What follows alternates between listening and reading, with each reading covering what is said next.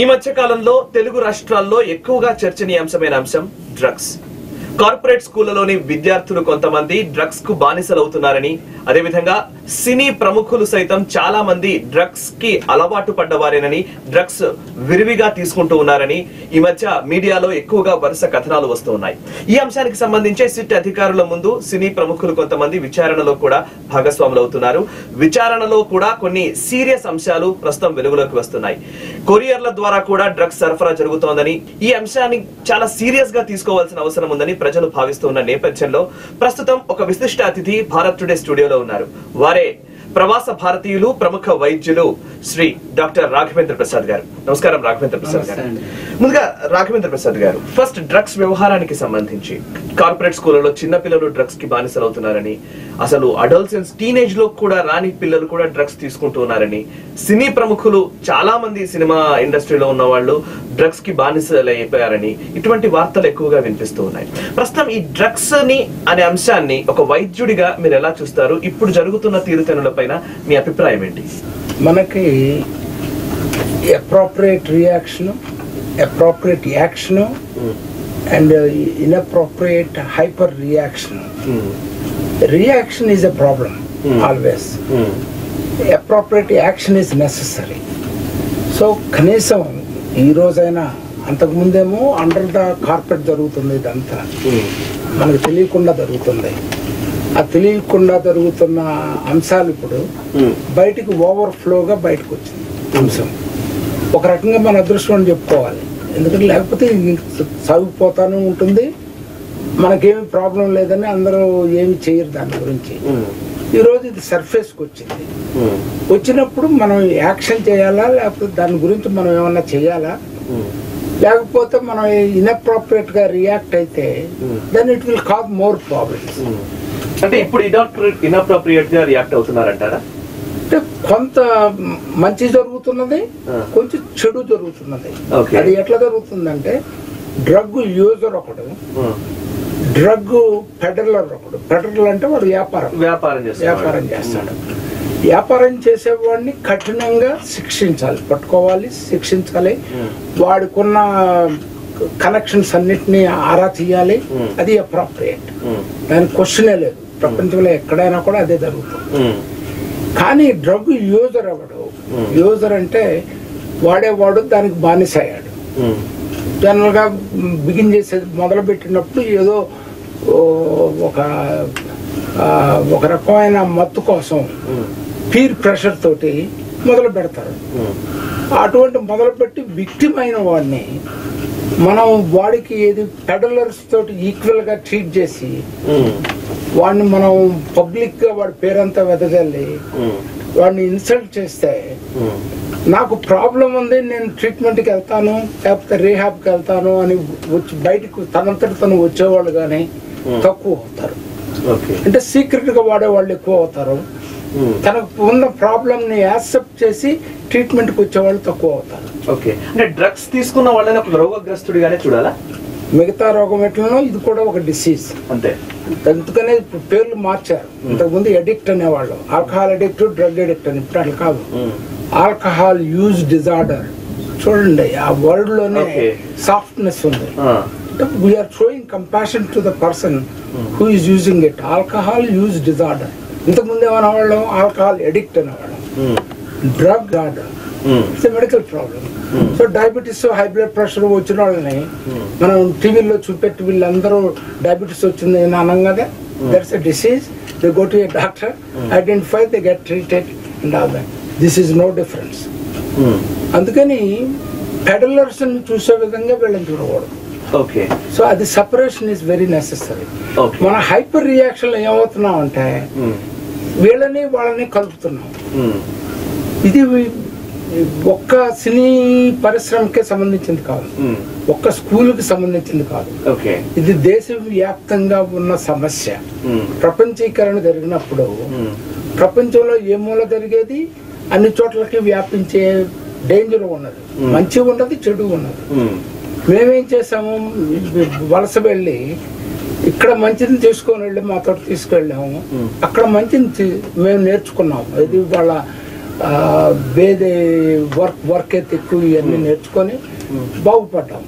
కానీ మనకి ఇక్కడ జరుగుతుంది ఏంటంటే యూత్లో అక్కడ చెడుని నేర్చుకుంటున్నారు.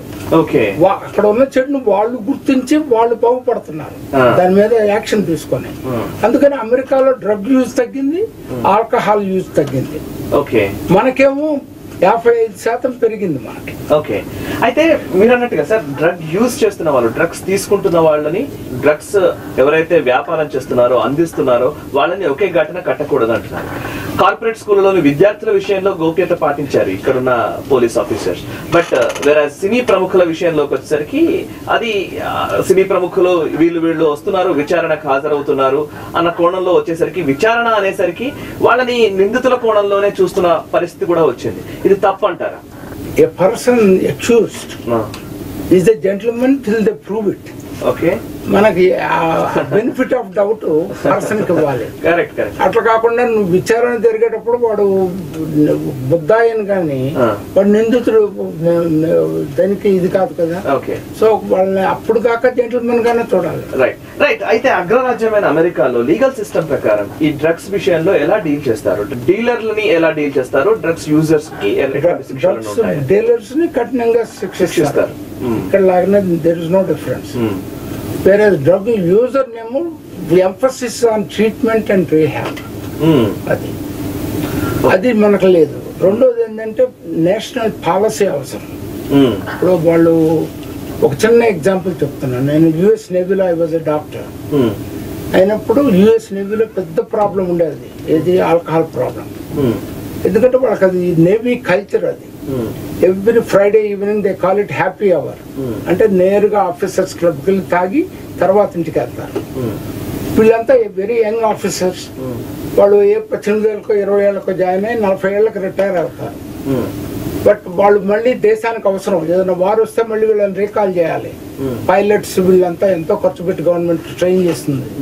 కానీ వీళ్ళందరూ రిటైర్ అయ్యేటప్పటికి ఆల్కహాలిక్స్ అయిపోయి they are not useful to fly or do anything. అది వాళ్ళు రికగ్నైజ్ చేసి నేవీలో ఉన్న అందరు డాక్టర్స్ ని ఆల్కహాల్ డ్రగ్ రీహాబ్ ట్రైనింగ్ పంపింది, including me. I went to training. వెళ్ళి ఆల్కహాల్ ని డీఎంఫసైజ్ చేసింది. బార్స్ లోను తర్వాత ఆఫీసర్స్ క్లబ్ లోను ఆల్కహాల్ తో పాటు సాఫ్ట్ డ్రింక్ ఇవ్వాలి వాళ్ళు అడిగితే. ఇట్లా డీఎంఫసైజ్ చేసి ఈ రోజు ఆ ప్రాబ్లం నుంచి బయటపడ్డారు వాళ్ళు. అంటే ప్రాబ్లం నుంచి బయటపడాలంటే ముందర they have to accept that there is a problem. Problem రెండు రకాలు. వ్యక్తిగత ప్రాబ్లము, ఇప్పుడు వాళ్ళందరికీ ఐడెంటిఫై చేసిన వాళ్ళకి వాళ్ళకి వ్యక్తిగత problem. But as a society we have a community problem, country problem. అది పబ్లిక్ హెల్త్ సంస్కరణ రావాలి, పబ్లిక్ హెల్త్ పాలసీ రావాలి. పబ్లిక్ హెల్త్ కి మామూలు హెల్త్ కి డిఫరెన్స్ ఏంటంటే ఇండివిజువల్ డిసీజ్ ఉంటే ఆ డిసీజ్ ని మనం క్యూర్ చేస్తాం, డయాబెటీస్ కానీ హైపర్ టెన్షన్ కానీ. కమ్యూనిటీ డిసీజ్ ఉంది. కమ్యూనిటీ డిసీజ్ ఏంటంటే ఆల్కహాల్. ఆల్కహాల్ తాగేవాడిని నాశనం చేయదు, వాడి ఫ్యామిలీ అంతా నాశనం అయింది, సొసైటీ నాశనం అవుతుంది దానివల్ల. అయితే మీరు అన్నట్టుగా సార్ డ్రగ్స్ అనేదాన్ని ఇప్పుడైతే ఒక మహమ్మారిగా, ఒక భూతంగా, పెనుభూతంగా అభివర్ణిస్తూ మీడియాలో కథనాలు వస్తున్నాయి. డ్రగ్స్ అనేది చాలా సీరియస్ అంశమే. ఓకే, దీంతో పాటు ఆల్కహాల్ విషయంలో కూడా అంతే సీరియస్ గా వ్యవహరించాలంటారా? పెద్ద ప్రాబ్లం ఆల్కహాల్ డ్రగ్స్ కంటే పెద్ద ప్రాబ్లం. అవునా? ఎందుకంటే ఒకటేమో socially acceptable chemical, psycho active chemical ఇది ఆల్కహాల్. డ్రగ్స్ ఏమో సోషల్లీ అన్యాక్సెప్టబుల్ కెమికల్. ఎవరన్నా పార్టీలో ఆల్కహాల్ తీసుకుంటే say that is social drinking is just we're partying అని వదిలేస్తాం. అదే వాడు వచ్చి అక్కడ కనుక కొకైన్ తీసుకున్నాడు అనుకో పార్టీలో, వాడు తీసుకెళ్ళి అరెస్ట్ చేసి పెడుతున్నాం. అంటే ఏంటంటే we're hypocrite, meaning we don't consider a drug as a drug. ఒకటి socially acceptable drug, other one is not. But both are drugs. Drugs. అందుకనే ప్రపంచంలో ఎక్కడ పాలసీ డెవలప్ చేసినా కూడాను ఆ policy alcohol and drug policy అంటారు, సపరేట్ చేయరు రెండింటికి. ఎందుకంటే problems are very similar. Right, మీరు ఆల్కహాల్ పాలసీ కూడా ఒకటి రూపొందించారు, బ్యాలెన్స్డ్ ఆల్కహాల్ పాలసీ అని. సార్ అదేంటో చెప్తారా? ఎటువంటి పాలసీ ఉండాలంటారు? కొంచెం just. World health organisation took a lead since its inception in the 30s. తీసుకొని ప్రతి 20 ఏళ్ళకి ఒక ముసాయిదా డెవలప్ చేసింది, ఒక policy for all the member countries. ఇప్పటికే 4 ముసాయిదాలు వచ్చినాయి, 4 నేను చదివాను. ఈవెన్ 4వ ముసాయిదా మోస్ట్ రీసెంట్ దాంట్లో కూడాను one of the countries that doesn't have a drug and alcohol policy is India.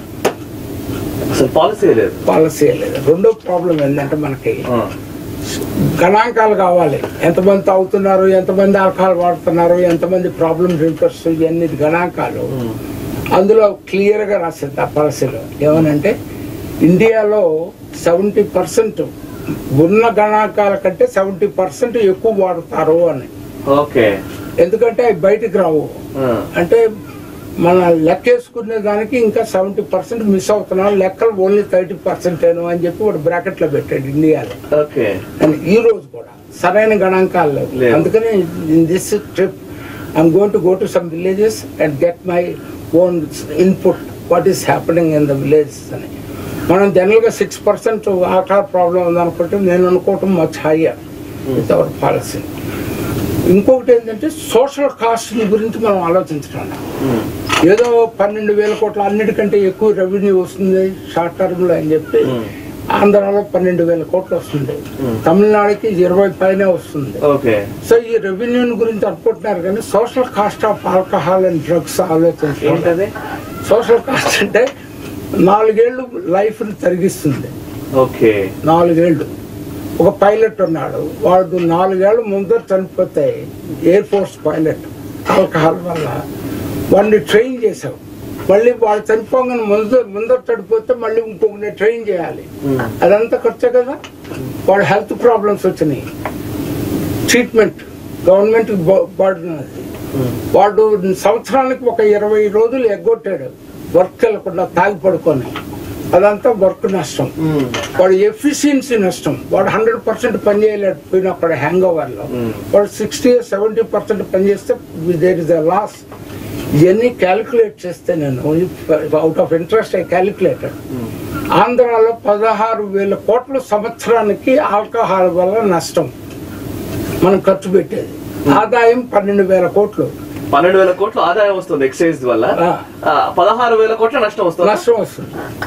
అది ఆలోచించడం, అది పబ్లిక్ హెల్త్ కాస్ట్ అనేది ఆలోచించుకోవాలి. అది మనం ఇన్వెంట్ చేయట్లా. World health Organization showed us how to calculate this. America calculate చేసింది. అమెరికాలో ప్రతి సంవత్సరం 249 బిలియన్లు సోషల్ కాస్ట్ ఆఫ్ ఆల్కహాల్ అని చెప్పి అమెరికా డిసైడ్ చేసింది. That is 1.35% of the GDP. అదే developing countries like India social cost is anywhere from 3 to 5% of the GDP. చూడండి, మన జీడిపి $2.047 ట్రిలియన్ ఇండియా జీడిపి. ఆ రకంగా క్యాలిక్యులేట్ చేస్తే మనకి దగ్గర 6 నుంచి 10 లక్షల కోట్ల డాలర్లు మనకు ఖర్చు అవుతుంది ఆల్కహాల్ వల్ల. సో ఆ లైబిలిటీ చూడటం లేదు ఎవరు, పట్టించుకోవట్లేదు. That's why public health policy అనేది అవసరం. వీళ్ళు ఎంతసేపటికి హెల్త్ అంటే అబ్సెన్స్ ఆఫ్ డిసీజ్ అనుకుంటున్నారు. అది కాదు, అబ్సెన్స్ ఆఫ్ డిసీజ్ కాదు. Disease effect on the community, how much it is costing the community అనేది కూడా క్యాలిక్యులేట్ చేయాలి. ఆ రకంగా చూస్తే public health cost of alcohol and drugs is much higher than lot of other diseases. Sir, ఇప్పుడు ఇంత పెద్ద సమస్యని ఇది ఒక ఆదాయ మార్గానికి సంబంధించిన విషయంగానే ఎక్సైజ్ డిపార్ట్మెంట్ ఆలోచిస్తూ వస్తుంది. ఇప్పుడున్న పరిస్థితుల్లో డ్రగ్స్ ఎంత సీరియస్ ప్రాబ్లమో అంతకంటే సీరియస్ ప్రాబ్లం ఆల్కహాల్ అని మీరు అంటున్నారు. సరే, ఈ రెంటి నుంచి బయటపడడానికి లేదా ఒకవేళ ఆ డ్రగ్స్ బారిన పడ్డ వాళ్ళు కానీ వాటి నుంచి బయటపడడానికి ఏమైనా మార్గాలు ఉన్నాయా? ప్రివెన్షన్స్ ఏంటి? క్యూర్ అవ్వడానికి అవకాశాలు ఏంటి? ఇప్పుడు ఇందులో ప్రివెన్షన్ 3 రకాలండి. Primary prevention, secondary prevention and tertiary prevention. 3 అంచెలుగా ఉంటుంది. అన్నిటికంటే శ్రేష్టమైనది ప్రైమరీ ప్రివెన్షన్. మనం అంటాం కదా, బురద తొక్కన అడుసు తొక్కనేలా కాలు కడగనేలా. అందుకని before you get into the problem to prevent it. ఆ ప్రివెన్షన్లో most important element is awareness, education. ఒక స్టూడెంట్ని హై స్కూల్లో కానీ కాలేజెస్లో కానీ, ఒక్క ఇంటర్నేషనల్ స్కూలే కాదు అన్ని స్కూల్స్లోనూ అవగాహన కార్యక్రమాలు నిర్వహించి smoking awareness, alcohol awareness, drug awareness పెడితే వాడు పీర్ ప్రెషర్ తోటి మిగతా వాళ్ళగా ట్రై చేయడానికి కూడా భయపడతాడు. ఎందుకంటే how dangerous it is, how it can hook you up and how it is so difficult to get rid of అని చెప్పి అంతకుముందు కొంతమంది అడిక్షన్ తీసుకొచ్చి ఎగ్జాంపుల్గా చూపెట్టి, ఇప్పుడు ఈ సెలబ్రిటీస్ వల్ల ఉపయోగం కూడా ఉంది. వీళ్ళు ఇప్పుడు ఎవరినైతే పట్టుకుంటున్నారో వాళ్ళని రీహాబ్కి ట్రీట్మెంట్ చేసి రీహాబ్కి తీసుకొని వాళ్ళనే వాడుకొని స్కూల్స్కి తీసుకెళ్ళి వాళ్ళ చేత లెక్చర్లు ఇప్పించండి. How I got in to the problem, వాళ్ళ చేతనే లెక్చర్లు ఇప్పించవచ్చు. ఇస్తే ప్రివెన్షన్ అవుతుంది, ప్రైమరీ ప్రివెన్షన్. సెకండరీ ప్రివెన్షన్ ఏంటంటే ఐడెంటిఫైయింగ్ ప్రాబ్లమ్ ఏరియాస్. ఒక స్టూడెంట్ ఉన్నాడు హై స్కూల్లో, వాడు స్ట్రైట్ ఏస్ మంచి గుడ్ స్టూడెంట్, స్కోర్స్ బాగా వచ్చాయి, టాపర్ ఇన్ ద క్లాస్.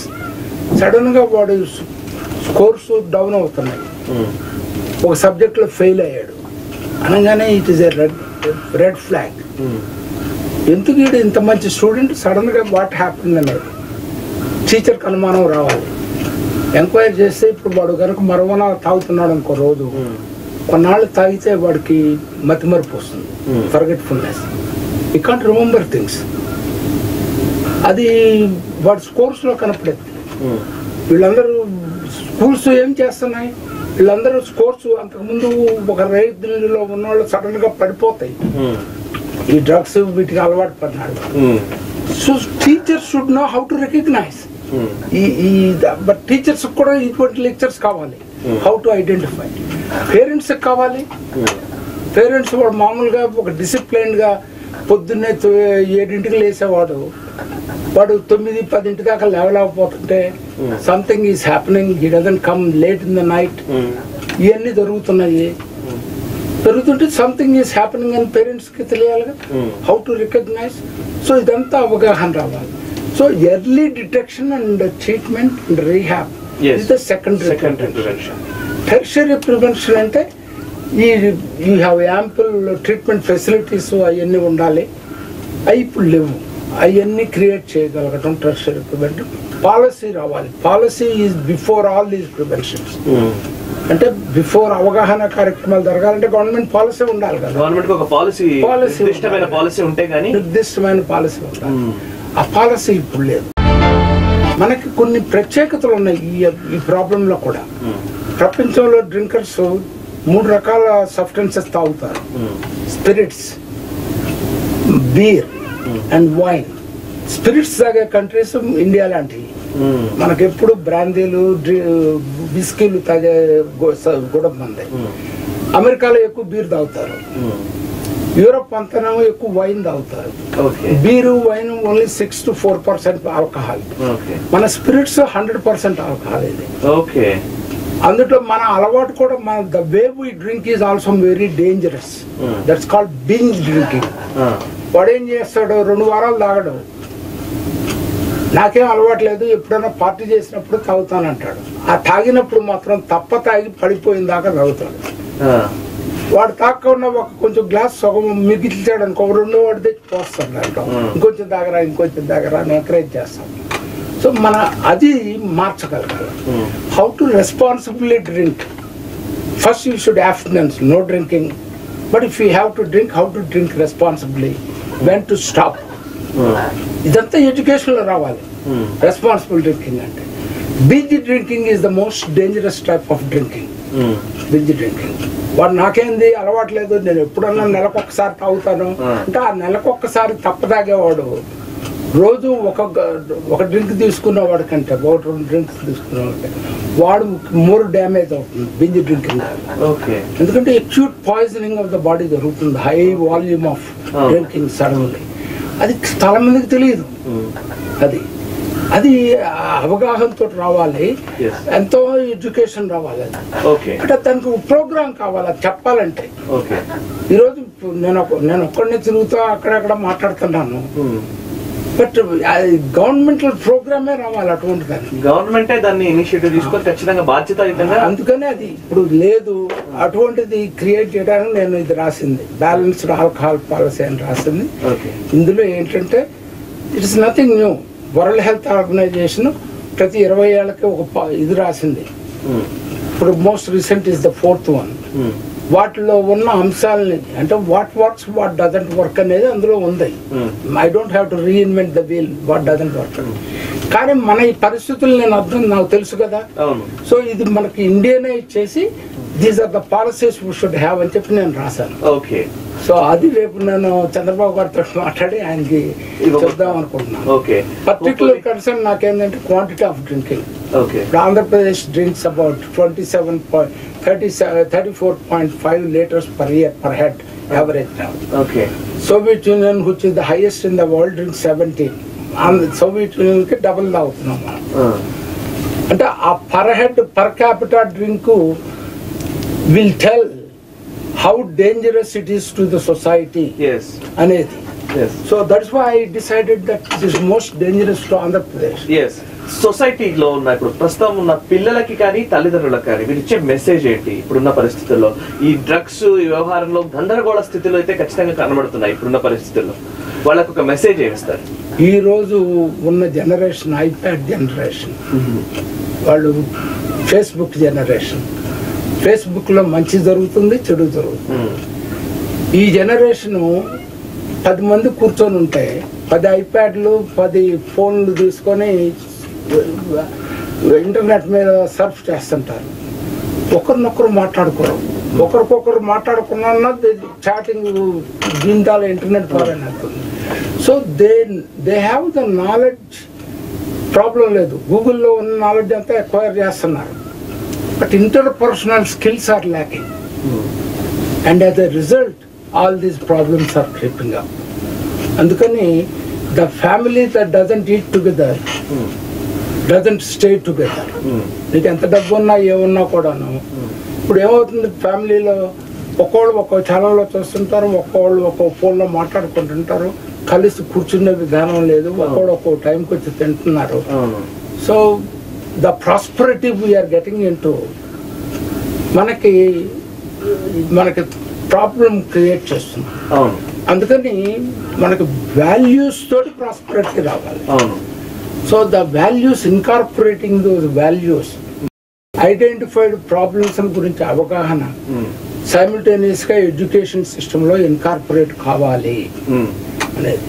మనం బ్లైండ్ గా తీసుకొని వెస్ట్ నుంచి మనం ఇమిటేట్ చేయకూడదు. వాళ్ళు చేసేదంతా మంచి అని కాదు, మనలోనూ మంచి ఉంది, చెడు ఉంది. Take what is good for good from that, and we should get reinvent చేయకుండా బెనిఫిట్ కావచ్చు. మనలో ఉన్న మంచిని పెంచాలి. సో మన human values we share it to the rest of the world. మనం మన వాల్యూస్ ని మనం నిలుపుకొని వాళ్ళ వర్క్ ఎథిక్, తర్వాత వాళ్ళు ప్రోగ్రామ్స్ కూడా సిస్టమ్స్ చూడండి ఎంత క్విక్ గా రెస్పాన్స్ అవుతారో. They identify problems quickly, much quicker than us. అట్లా వాళ్ళు రియాక్ట్ అయినట్టే మనం రియాక్ట్ అయ్యి మనం కూడా సిస్టమ్స్ డెవలప్ చేసి ఇటువంటి బ్యాలెన్స్డ్ ఆల్కహాల్ పాలసీస్ దీనివల్ల డెవలప్ చేస్తే ఇప్పుడు జరిగే అంశాల్లో నుంచి వచ్చిన మంచి. అందుకని ప్రతిదీ we should have a positive output for the even from the worst event. అంతేగాని వీళ్ళందరూ సినిమా వాళ్ళందరూ డ్రగ్ ఎడిక్ట్స్ అని చెప్పి మనం లేబుల్ చేసి వాళ్ళని చేస్తే అది మనకు మంచి జరగదు. ఎప్పుడంటే దీన్ని తీసుకొని సినిమా వాళ్ళలో కనపడినా కూడా మిగతా సొసైటీలో కూడా ఇది ఉంది, దీన్ని మనం అడ్రస్ చేయాలి, నిలబడి అడ్రస్ చేయాలని మనం అనుకుని దానికి సంబంధించిన ఆన్సర్స్ ఒక బ్యాలెన్స్డ్ ఆల్కహాల్ అండ్ డ్రగ్ పాలసీని డెవలప్ చేస్తే ఇటువంటి విషాదకరమైన అంశాల నుంచి మనకు మంచి వస్తుంది. Thank you very much Raghavendra Prasad గారు. చాలా అద్భుతమైన అంశాలు మాతో పంచుకున్నారు. Really thank you very much. Sir చెప్పిన అంశంతోనే కంక్లూడ్ చేస్తాను. ఇందాక వీరు ప్రవాస భారతీయులుగా అమెరికాకు వెళ్ళి అక్కడ ఒక అద్భుతమైన డాక్టర్ గా తమ కెరీర్ లో సక్సెస్ఫుల్ గా నిలబడిన వ్యక్తి, యువతకు స్ఫూర్తి ప్రదాతగా నిలిచిన వ్యక్తి. ఇక్కడున్న మంచిని తీసుకొని అక్కడికి వెళ్ళి అక్కడున్న వర్క్ ఎథిక్స్ ని తీసుకొని అక్కడున్న మంచిని కూడా అన్వయించుకొని కెరీర్ లో సక్సెస్ కాగలిగామని చెప్తున్నారు. కానీ ఇప్పుడున్న యువత అక్కడున్న చెడుని తీసుకుంటున్నారు, ఇక్కడున్న మంచిని వదిలేస్తున్నారు. ఇదే ఒక పెద్ద విషాదకరమైన విషయంగా మనం పరిగణించాలి. ఖచ్చితంగా ఆల్కహాల్ తీసుకున్న వాళ్ళు, డ్రగ్స్ తీసుకున్న వాళ్ళు, ఈ రెండు కూడా చాలా ప్రమాదకరమైనవి. డ్రగ్స్ కంటే ఆల్కహాల్ తీసుకున్న వాళ్ళ సంఖ్య ఈ మధ్య పెరుగుతుంది కాబట్టి అది ఇంకా ప్రమాదకరమైంది సమాజానికని రాఘవేంద్ర ప్రసాద్ గారు ఒక రీసెర్చ్ ద్వారా తెలుసుకున్న అంశము. ఆ అంశానికి సంబంధించి ఒక ఆల్కహాల్ పాలసీని కూడా ప్రభుత్వానికి అందజేయాలనుకుంటున్నారు. ఆ పాలసీని ప్రభుత్వం అన్వయించుకోవాలని కోరుకుందాం. అదేవిధంగా డ్రగ్స్ తీసుకున్న వాళ్ళని రోగగ్రస్తుడిగా చూడాలి కానీ ఒక నేరస్తుడిగా పరిగణించడం చాలా పొరపాటు అనేది రాఘవేంద్ర ప్రసాద్ గారు చెప్తున్న అంశం. ప్రస్తుతం ఈ అంశానికి సంబంధించి ఎక్సైజ్ ఆదాయం పైన దృష్టి సారిస్తున్న ప్రభుత్వాలు ఆదాయం మాత్రమే కాదు, దానివల్ల కలిగే నష్టాలకు సంబంధించి ఒకసారి పునరాలోచించుకోవాలనేదే రాఘవేంద్ర ప్రసాద్ లాంటి మేధావి వర్గం చెప్తున్న అంశం. ఈ విషయంలో ప్రభుత్వాలు చిత్తశుద్ధితో ఆలోచించాలి. ఒక సమగ్రమైన ఆల్కహాల్ పాలసీని నిర్దేశించితే కానీ, దానికి సంబంధించిన అవగాహనను ప్రజల్లో కల్పిస్తే కానీ ఇటువంటి విషాద సంఘటనలు పునరావృతం కాకుండా అడ్డుకోగలుగుతాం. చూస్తూనే ఉండండి భారత్ టుడే, దేశం కోసం, ధర్మం కోసం.